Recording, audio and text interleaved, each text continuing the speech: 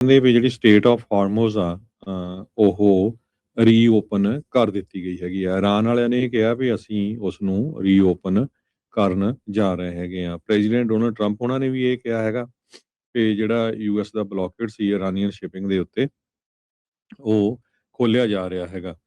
ਉਹਦੇ ਨਾਲ ਇੱਕਦਮ ਜਿਹੜਾ ਆ ਤੇਲ ਦੀਆਂ ਕੀਮਤਾਂ 13% ਡਾਊਨ ਚਲੇ ਗਈਆਂ। ਡਾਓ ਜੋਨ ਇੰਡਸਟਰੀਅਲ ਲਗਭਗ 1000 ਪੁਆਇੰਟ ਉੱਪਰ ਚਲੇ ਗਿਆ। ਕਹਿੰਦੇ ਵੀ ਕੰਪਲੀਟਲੀ ਓਪਨ ਹੋਊਗੀ ਡੂਰਿੰਗ ਦਾ ਸੀਜ਼ ਫਾਇਰ, ਇਹ ਇਰਾਨ ਵਾਲਿਆਂ ਨੇ ਦੱਸਿਆ ਹੈਗਾ। ਬ੍ਰੈਂਟ ਕਰੂਡ ਆਇਲ ਜਿਹੜਾ ਗਲੋਬਲ ਬੈਂਚਮਾਰਕ ਦੇ ਉੱਤੇ 13% ਡਿੱਗ ਕੇ ਇਸ ਟਾਈਮ ਪਰ ਬੈਰਲ ਜਿਹੜੀ ਕੀਮਤ ਆ $86.30 ਹੈਗੀ ਆ। ਤੇ ਸੀਜ਼ ਫਾਇਰ ਦੇ ਨਾਲ ਹੀ ਜਿੱਦਾਂ ਲੈਬਨਾਨ ਦੇ ਵਿੱਚ ਵੀ ਜਿਹੜਾ ਸੀਜ਼ ਫਾਇਰ ਹੋ ਚੁੱਕਾ ਹੈਗਾ ਆ। ਪ੍ਰੈਜ਼ੀਡੈਂਟ ਡੋਨਲਡ ਟਰੰਪ ਉਹਨਾਂ ਨੇ ਕਿਹਾ ਵੀ ਇਜ਼ਰਾਈਲ ਤੇ ਲੈਬਨਾਨ ਵੀ ਆਪਸ ਦੇ ਵਿੱਚ ਉਹਨਾਂ ਦੀ ਗੱਲਬਾਤ ਚੱਲ ਰਹੀ ਆ। ਉਹਨਾਂ ਨੇ ਐਗਰੀ ਕੀਤਾ ਹੈਗਾ 10 ਦਿਨਾਂ ਦੇ ਲਈ ਸੀਜ਼ ਫਾਇਰ ਦਾ। ਸੋ ਸਟਾਕਸ ਇੱਕਦਮ ਉੱਪਰ ਗਏ ਆ। ਨੈਸਟੈਕ ਵੀ ਜਿਹੜੀ ਆ 12 ਦਿਨਾਂ ਦੇ ਵਿੱਚ ਜਿੰਨਾ ਘੱਟ ਗਿਆ ਸੀ ਉਹ ਉੱਪਰ ਗਿਆ ਹੈਗਾ, ਕਿਉਂਕਿ ਇੱਥੋਂ ਲੱਗ ਰਿਹਾ ਹੁਣ ਪਈ ਜਿਹੜੀ ਲੜਾਈ ਆ ਉਹ ਖਤਮ ਹੋ ਜਾਊਗੀ। ਸੋ ਪਰ ਇਹ ਜੋ CNN ਰਿਪੋਰਟ ਕਰ ਰਿਹਾ ਹੈਗਾ, ਕਹਿੰਦੇ ਵੀ ਯੂਐਸ ਦਾ ਜਿਹੜਾ ਕਰੂਡ ਆਇਲ ਆ ਉਹ $73 ਤੇ $67 ਪਰ ਬੈਰਲ ਦੇ ਲਾਗੇ ਛਾਗੇ ਹੈਗਾ।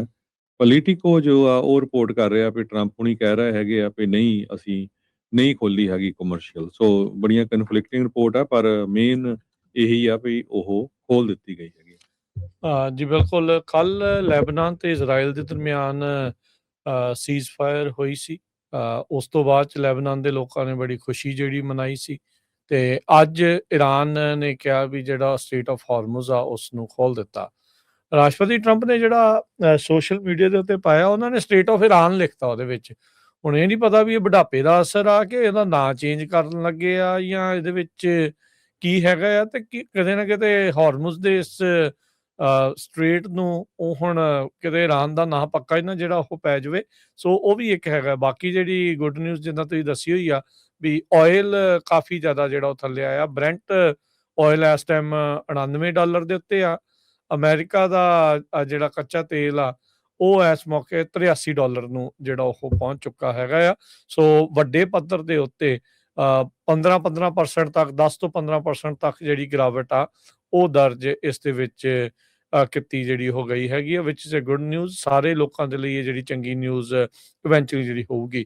ਹੁਣ ਸਟ੍ਰੇਟ ਆਫ ਹਾਰਮੁਜ਼ ਖੋਲਣ ਦੇ ਨਾਲ ਹਰਜੋਤ ਸਿੰਘ ਜੀ ਇੱਕ ਹੋਰ ਚੀਜ਼ ਜਿਹੜੀ ਵਾਪਰੀ ਕੱਲ, ਮੈਂ ਜਿੱਦਾਂ ਜ਼ਿਕਰ ਕੀਤਾ ਸੀ ਵੀ ਅਮਰੀਕਾ ਦੇ ਜਿਹੜੇ ਗਲਫ ਵਾਲਾ ਇਲਾਕਾ ਆ, ਗਲਫ ਆਫ ਮੈਕਸੀਕੋ ਵਾਲੇ ਪਾਸੇ ਜਿਹੜੀਆਂ ਉੱਥੇ ਰਿਫਾਈਨਰੀਜ਼ ਜਾਂ ਉੱਥੇ ਤੇਲ ਭਰਨ ਵਾਲੀਆਂ ਬਿਲਕੁਲ ਕੋਸਟ ਦੇ ਉੱਤੇ ਥਾਵਾਂ ਨੇ, ਉਧਰ ਨੂੰ ਲੈਣਾ ਲੱਗੀ ਹੋਈਆਂ ਸੀਗੀਆਂ ਕਰੂਡ ਆਇਲ ਭਰਾਉਣ ਦੇ ਲਈ ਟੈਂਕਰਾਂ ਦੀ।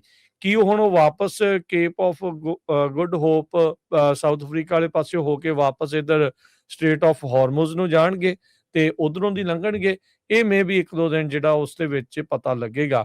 ਉਹ ਜੇ ਦੇਖਿਆ ਜਾਵੇ ਤਾਂ ਇਹ ਚੀਜ਼ ਜਿਹੜੀ ਕੱਲ ਆਪਾਂ ਤੁਸੀਂ ਵੀ ਜ਼ਿਕਰ ਕੀਤਾ ਸੀਗਾ ਵੀ ਪੀਟ ਹੈਗਸਟ ਦਾ ਬਿਆਨ ਸੀਗਾ ਵੀ ਅਸੀਂ ਫੁੱਲੀ ਲੌਕਡ ਇਨ ਹੈਗੇ ਆ, ਵੀ ਜੇ ਦੁਬਾਰਾ ਲੜਾਈ ਲੱਗਦੀ ਵੀ ਆ ਤੇ ਅਸੀਂ ਰੈਡੀ ਆ ਤੇ ਪੂਰੇ ਫੱਟੇ ਚੱਕਣ ਨੂੰ ਜਿਹੜਾ ਉਹ ਤਿਆਰ ਹੈਗੇ ਆ। ਤੇ ਹੁਣ ਦੇਖਣਾ ਹੋਊਗਾ ਵੀ ਸੀਜ਼ ਫਾਇਰ ਤੋਂ ਪਹਿਲਾਂ ਕੀ ਗੱਲ ਬਣਦੀ। ਕੀ ਰਾਸ਼ਟਰਪਤੀ ਟਰੰਪ ਆਉਂਦੇ ਇਸ ਵੀਕਐਂਡ ਦੇ ਉੱਤੇ ਅੱਜ ਕੱਲ ਦੇ ਵਿੱਚ ਕੀ ਇਸਲਾਮਾਬਾਦ ਜਾ ਕੇ ਪੂਰੀ ਜਿਹੜੀ ਗੱਲਬਾਤ ਆ ਉਸ ਨੂੰ ਸਿਰੇ ਜਿਹੜੇ ਉਹ ਲਾਉਣਗੇ, ਡੀਲ ਜਿਹੜੀ ਉਹ ਬਣਾ ਲੈਣਗੇ?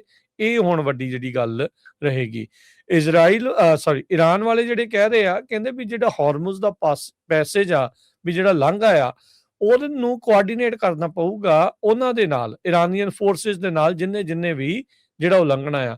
ਉਹਨਾਂ ਨੇ ਨਾਲ ਇਹ ਕਿਹਾ ਵੀ ਸਿਰਫ ਕਮਰਸ਼ੀਅਲ ਸ਼ਿਪ ਆ ਉਹਨਾਂ ਨੂੰ ਲੰਘਣ ਦੀ ਇਜਾਜ਼ਤ ਹੋਵੇਗੀ, ਮਿਲਟਰੀ ਦੇ ਜਿਹੜੇ ਵੈਸਲ ਆ ਉਹ ਬਿਲਕੁਲ ਵੀ ਨਹੀਂ ਕੱਢੇ ਜਾਣਗੇ। ਤੇ ਕਹਿੰਦੇ ਵੀ ਇਹ ਰਾਊਟ ਸ਼ਿਪਸ ਉਸੇ ਹੀ ਰਾਊਟ ਥਾਣੀ ਜਾਣਗੀਆਂ ਜਿਹੜਾ ਇਰਾਨ ਦੇ ਦੁਆਰਾ ਡਿਜ਼ਾਈਨ ਕੀਤਾ ਜਿਹੜਾ ਉਹ ਹੋਊਗਾ। ਸੋ ਕੀ ਇਹਨਾਂ ਨੇ ਚੁੰਗੀ ਤਾਂ ਨਹੀਂ ਲੈਣੀ ਸ਼ੁਰੂ ਕਰ ਦੇਣੀ ਦੁਬਾਰਾ, ਜਿਹੜੀ ਇੱਕ ਵਾਰੀ ਵਿੱਚ ਜਿਹੜੀ ਇਸ ਦੇ ਵਿੱਚ ਹੋਈ ਸੀ? ਸੋ ਇਹ ਚੀਜ਼ ਜਿਹੜੀ ਹੋਊਗੀ।